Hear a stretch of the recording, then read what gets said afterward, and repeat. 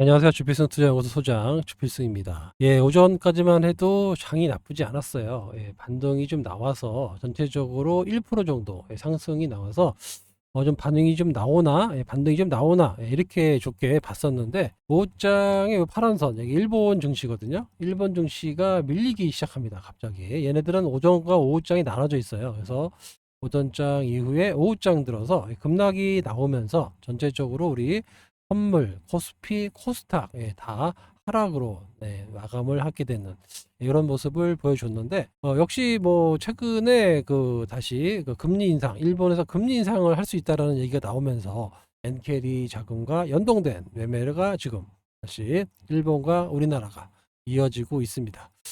참 억울한데요. 우리나라 시장은 상대적으로 못 올랐어요. 이게 보면은 미국의 나스닥 지수인데요. 나스닥 지수도 뭐 상당히 많이 올랐고 뭐 잘 조정을 받고 있고 일본 증시도 급락은 했지만 빠르게 회복하고 최근에 좀 조정을 받는 모습이었는데 우리나라의 이 코스닥 지수 상당히 지금 반등도 좀 어설프게 나왔고 다른 나라는 이 정도 반등이 나왔다면 우리는 이 정도 반등이 나왔고 추가적으로 더 빠지는 모습. 이게 원인이 도대체 뭘까? 뭘까를 곰곰이 보면 수급적인 문제가 가장 큽니다. 누가 적극적으로 싸다고 해서 주식을 매수를 좀 해줘야 되는데 그런 세력이 지금 시장에 없다라는 거예요. 지금 외국인들도 좀 눈치를 보고 오전에 매매했다가 다시 팔고 또 팔았다가 사고 방향성 없는 프로그램 매매를 하고 있고 우리나라 기관은 계속해서 매도합니다. 특히 사모펀드를 보면 사모펀드가 6개월 동안 약 1조 9천억의 매도가 나왔어요. 그러니까 사모펀드는 계속 매도하고 있는데 그 이유 중에 하나가 금투세 문제가 있다. 그런 얘기가 자꾸 나오면서 시장의 투자 심리를 상당히 어렵게 만들고 있다라는 겁니다. 그럼 이대로 놔둘 거냐? 어떻게 될 거냐? 이게 상당히 중요하잖아요. 그래서 일단은 금요일 지표가 가장 중요합니다. 비농업 부분 고용 지표가 FOMC에서 보고 있는 지표이기 때문에 요거 먼저 볼 거예요. 금요일 날 9시 반인가요? 여기 나오고 나서 미국 시장에 반영이 될 건데 그 이유가 이제 다음 주 월요일에 반영이 되겠죠. 아무튼 지표는 나쁘지 않을 것 같고 최근에 다음 주에 또 나오는 지표들이 또 있어요. 소비자 물가 지수가 이제 FOMC가 18일 날 열리기 때문에 다음 주에 좀 나오거든요. 근데 소비자 물가 지수는 의외로 잘 나올 것 같습니다. 왜 제가 그렇게 말씀을 드릴 수 있냐면, 여기 보시면은 제가 늘 말씀드리지만 유가가 떨어지고 있잖아요. 그죠? 유가가 떨어지고 있으면 물론 이제 여러 가지 지표들이 있지만 유가가 떨어지고 있을 때 물가가 올라가는 경우는 거의 없어요. 그래서 최근에 물가가 계속 유가가 계속 떨어져 가지고 70불이 무너졌거든요.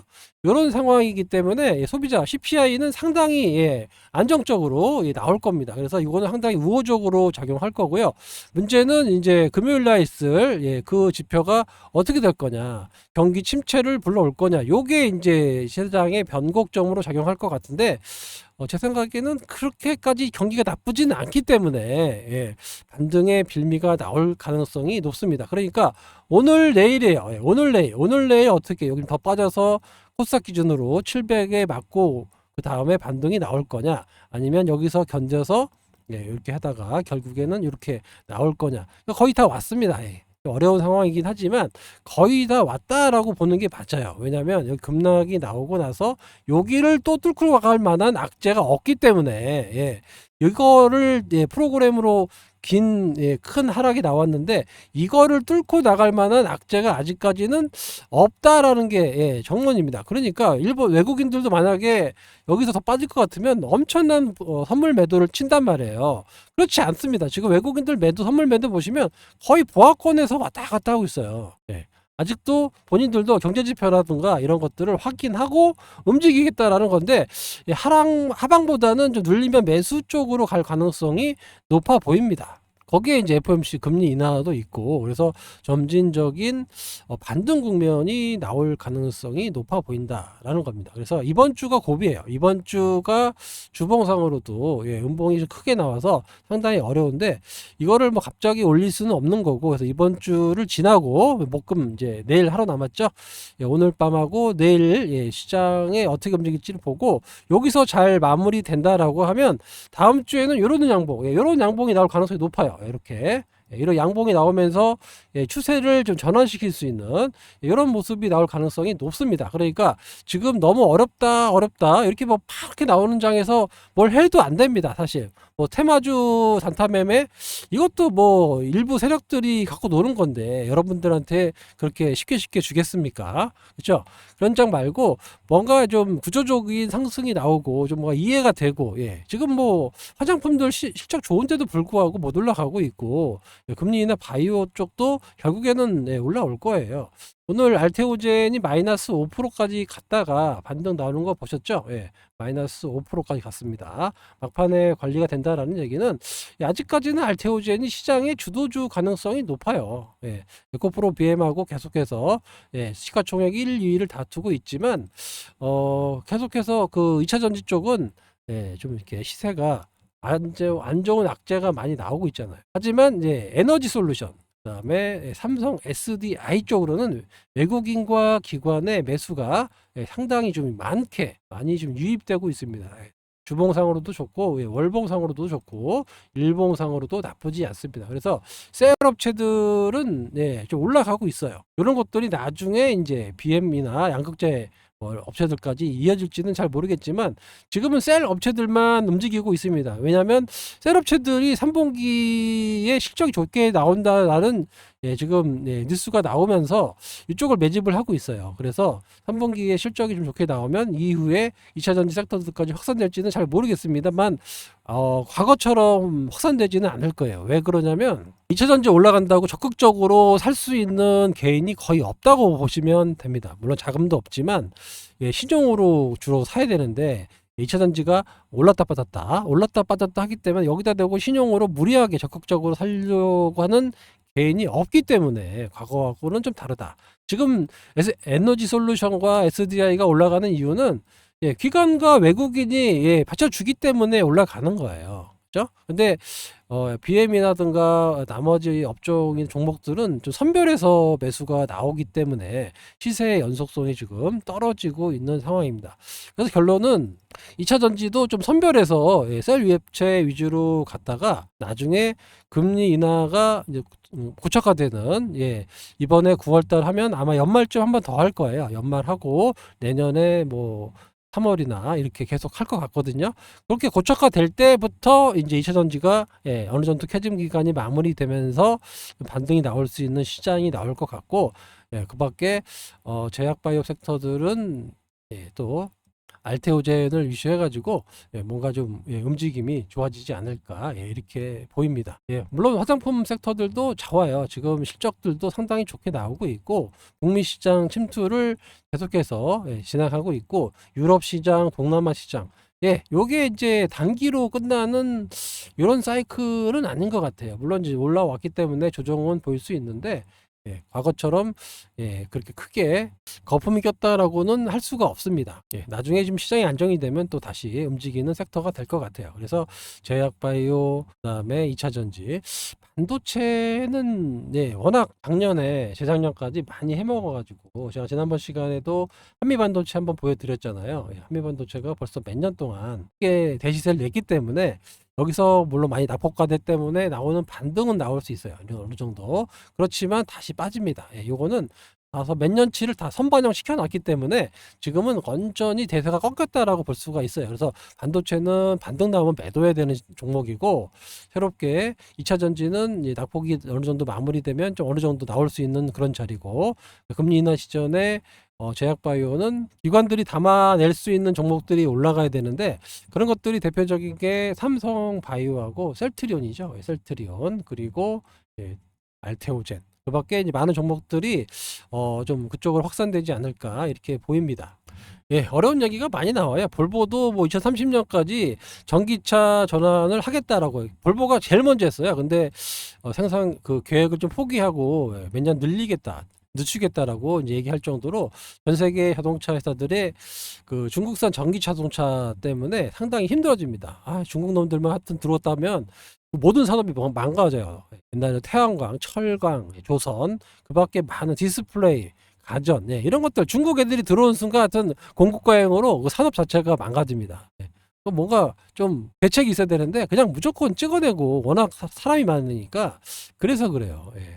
요거는 이제 국민연금에 대한 얘기인데 국민연금이 계속 예, 우리나라 증시를 빠져나가고 해외 투자를 하겠다라고 이제 얘기를 하고 있는데 결론적으로 말씀드리면 예, 우리나라처럼 예, 알고 투자할 수 있는 나라가 없는데 우리나라 국민연금이 3대 그 세계 3대 그 연기금이에요. 그 정도로 금액이 큰 건데 그걸 다 해외 쪽에다 내니까 우리나라가 지금 외국인의 놀이터가 되고 있다라는 겁니다. 참 안타깝죠. 이것도 제 생각에는 빨리 예, 좀 손을 좀 봐야 된다.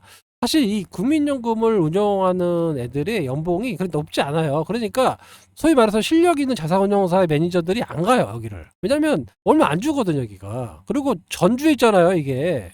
서울에 있는 것도 아니고 뭐하러 여기까지 가서 이 저연봉에 가냐고. 이제 자산운용사 있으면은 최소 5억에서 10억 받는데 여기서 뭐 1억 5천 받으려고 전주까지 가서 안 한단 말이에요. 그러니까 실력도 없는 애들이 지금 그 많은 돈을 운영하고 있고 짱짜들이 하고 있고 그리고 외국에서 뭐 그 마약 저번에 마약으로 한번 걸렸죠.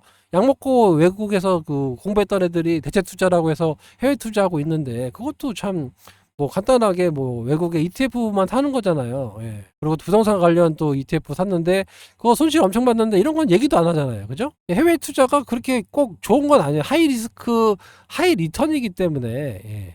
우리나라를 좀 적정하게 방어해주면 외국인들이 까불지 않는단 말이에요. 예. 그러니까 우리나라가 너무 지금 체력이 없고 하는 것도 이런 상황에서 어떻게 밸류업 하겠냐 이 말이죠. 예. 그래서 저것도 조만간에 한번 따져봐야 됩니다. 예. 금투세 문제가 계속되면서 오늘 제가 여기 올려드렸는데 세종대의 그 김대중 교수님이 지금 말도 안 된다. 금투세는 폐지해야 된다. 그래서 발제를 했습니다. 그래서 대만 같은 경우는 금투세 시행하고 40%가 넘게 하락을 했고 지금 보시면은 거래세, 양도세, 소득세 여기에 금투세까지 쓰면 이거 뭐 어떻게 하라는 얘기입니까? 이게 종합지수 30% 이상 폭락한다. 예. 이런 이제 얘기를 하면서 하루빨리 없애야 된다. 예, 얘기를 하고 있습니다. 맞아요. 예, 이거 이 세금을 그러면 뭐 거래세를 없애던가 양도세도 없애던가 예, 그리고 금투세만 받던가 그것도 아니잖아요. 지금 세금 다 받으면서 무슨 예, 금투세를 유예도 아니고 폐지도 아니고 유예한다고 예, 이런 상황이니까 뭐 누가 주식 투자할 만 하겠습니까? 예, 보시면은 사모펀드들이 계속 팔아요. 여기 사모펀드 보시고 코스닥의 사모펀드들 보세요. 예, 코스닥의 사모펀드 눈만 뜨면 팝니다 그냥. 예. 요거 기간별로 보면 되게 웃겨요. 여기 보시면 6개월 동안 1조 9천억의 코스닥 예, 사모펀드 매도가 나옵니다. 그죠? 예.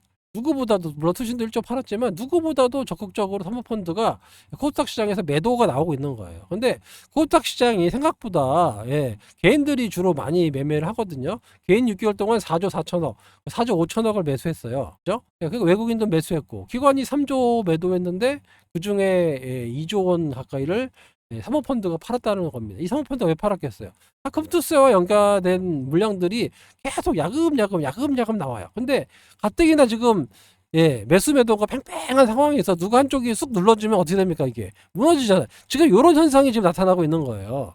예, 되게 팽팽하거든요. 여기서 누가 힘을 실어주면 되는데 이 사모펀드나 이 기관에들 힘을 실어주니까 이게 쭉 빠지는 예, 이런 모습이 지금 안타깝게 나타나고 있습니다. 그래서 이런 부분은 좀 빨리 예, 해결을 좀 해줬으면 좋겠고 요거는 아까 보여드렸다시피 일본 증시에 따라서 일본 증시가 초반에 좀 이렇게 약하게 시작해서 반등이 나오다가 무너지니까 같이 무너지는 모습을 예, 말씀을 드렸던 예, 같습니다. 참 안타깝죠. 예. 요거는 이제 금투세 폐지와 관련된 내용이 좀 다시 올라와 가지고 한번 말씀을 드릴게요. 지금 보시면 제한자가 정부예요. 정부에서 제한한 겁니다. 요게.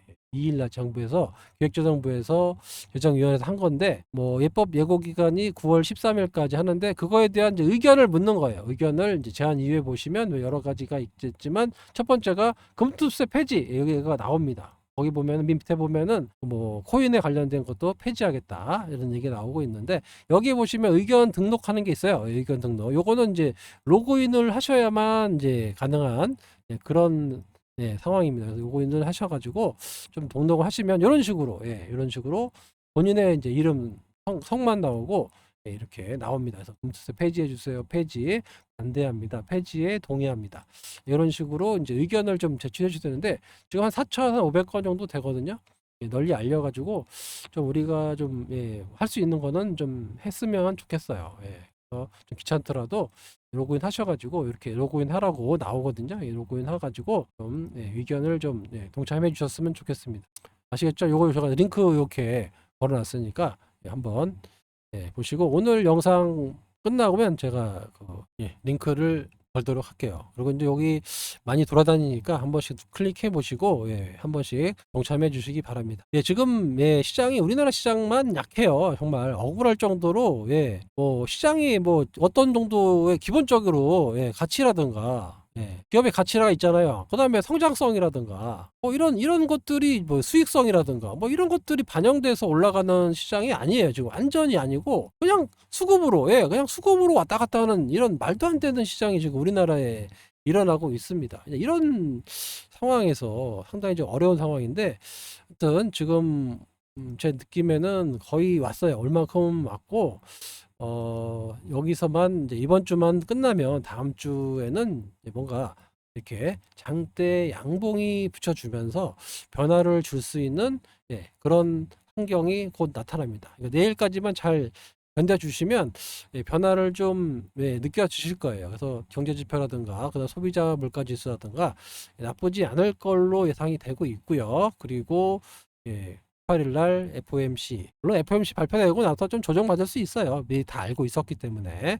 하지만 처음 첫 단추를 끊었다는 거 그런 것들이 상당히 중요할 거고 우리나라도 결국에는 금리 인하에 동참을 하게 될 겁니다. 그래서 전체적인 세계 증시가 금리 인하 사이클 지금 중국도 좀 금리 인하 한다고 그러잖아요. 그래서 금리 인하 사이클로 바뀌어요. 그러면 전 세계적으로 시장의 유동성이 공급되는 그런 국면으로 바뀌거든요. 그럴 때는 아무래도 전체적으로 좀 붐이 좀 일어나니까 그 붐이 일어나기 전조에 이렇게 좀 어려운 환경이 이어지고 있다 정도로 해석하시면 됩니다. 아시겠죠? 지금 최근 장이 오늘 반등 나와서 양봉으로 끝났으면 했는데 조금 아리까리하게 끝나서 좀 어렵긴 하지만 이게 이제 내일 정도만 잘 마무리되고 그러면 다음 주에는 큰 변화가 나타날 수 있다라고 말씀을 드리면서 오늘 영상 여기서 마치도록 하겠습니다. 너무 걱정하지 마시고 우리나라 증시가 왜 상당히 외풍의 영향을 받고 크게 흔들렸던